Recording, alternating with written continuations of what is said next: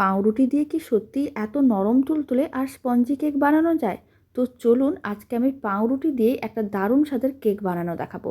প্রথমে বেশ কয়েকটা পাউরুটিকে ছোটো ছোটো টুকরো করে ছিঁড়ে নিয়েছিলাম, তার মধ্যে 1 কাপ দুধ ভালো করে মিশিয়ে নিলাম। এতে পাউরুটি টুকরোগুলো নরম হয়ে যাবে। এদিকে আমি নিয়েছি একটা ডিম, কিছুটা পরিমাণ চিনি আর দিয়ে দিলাম সাদা তেল। ভালো করে মিশিয়ে নিতে হবে, মিশ্রণটাকে ভালো করে এরকমই ফেটিয়ে নিতে হবে।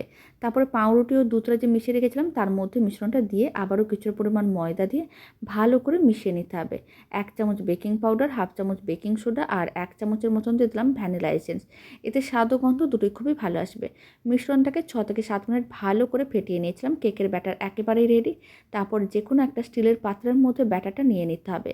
আর ওপর থেকে এইভাবে কয়েকটা চীনাবাদাম দিয়ে দিলাম। কড়াইটাকে আগে থেকেই গরম করে রেখেছিলাম। কেকের পাত্রটি দিয়ে ঢাকনাটা বন্ধ করে দিতে হবে। তারপরে 40 মিনিট লো ফ্লেমে এরকমই রান্না করে নিতে হবে।